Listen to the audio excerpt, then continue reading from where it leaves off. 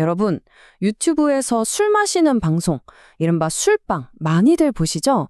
그런데 우리가 그렇게 재밌게 보는 영상들 대부분이 사실은 정부 가이드라인을 어기고 있다면 어떠실 것 같으세요?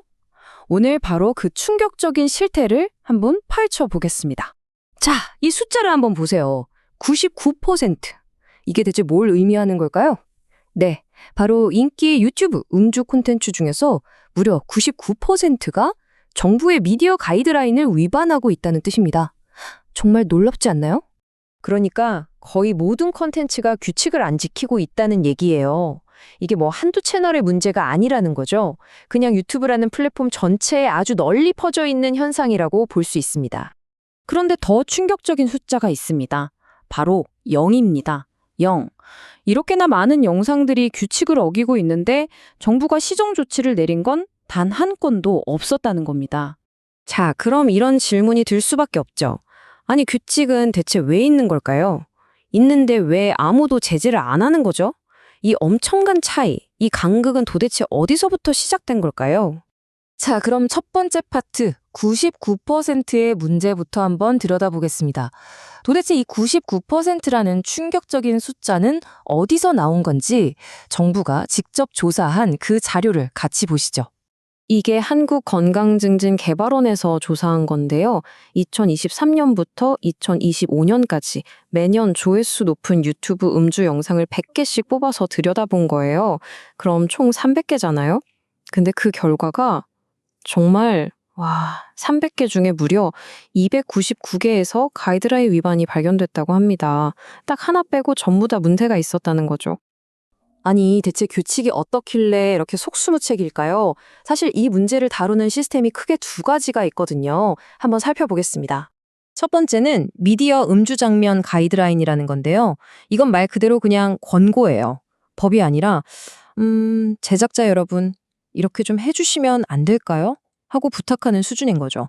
당연히 법적인 강제력은 전혀 없습니다.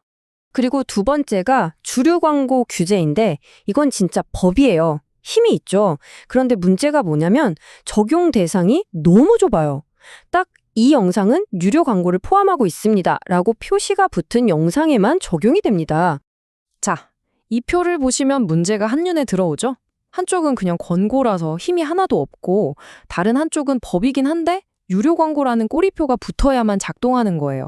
그러니까 이 둘 사이의 텅 빈 공간으로 거의 모든 유튜브 영상들이 그냥 슝슝 빠져나가고 있는 겁니다. 이게 현실이에요.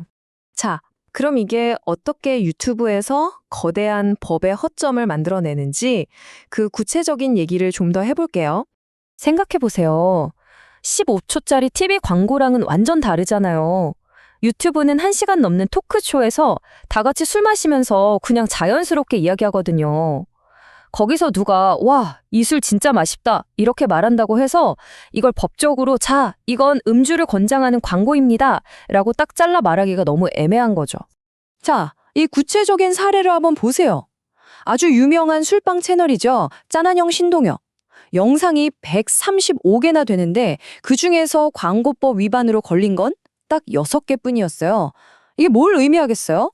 지금의 법으로는 이런 컨텐츠들을 사실상 거의 손댈 수가 없다는 걸 아주 명백하게 보여주는 거죠.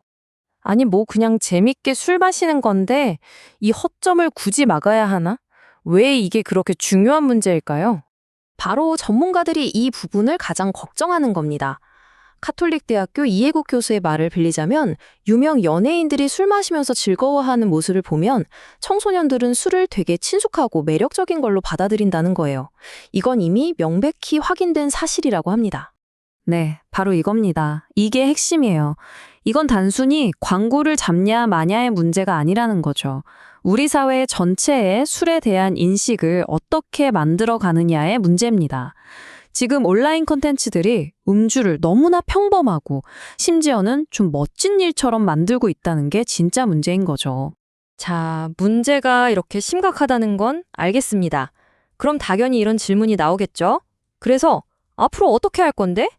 사실 정부도 이 문제를 알고는 있어요. 보건복지부도 인정을 했거든요. 근데 솔직히 뾰족한 수가 없다는 입장입니다. 이 긴 영상 속에서 대체 어디서부터 어디까지를 광고라고 봐야 할지 그 기준을 세우는 것 자체가 너무 어렵다는 거예요. 한마디로 법이 미디어의 변화 속도를 전혀 못 따라가고 있는 거죠. 그래서 오늘 이야기는 이 해결되지 않은 질문으로 마무리될 것 같습니다. 이 텅 빈 공간, 이 법의 허점을 메워야 할 책임은 과연 누구에게 있는 걸까요? 법을 바꿔야 할 정부일까요? 아니면 자체적으로 가이드라인을 만들어야 할 유튜브 같은 플랫폼일까요? 그것도 아니면 콘텐츠를 만드는 크리에이터들 본인에게 있는 걸까요? 여러분은 어떻게 생각하시나요?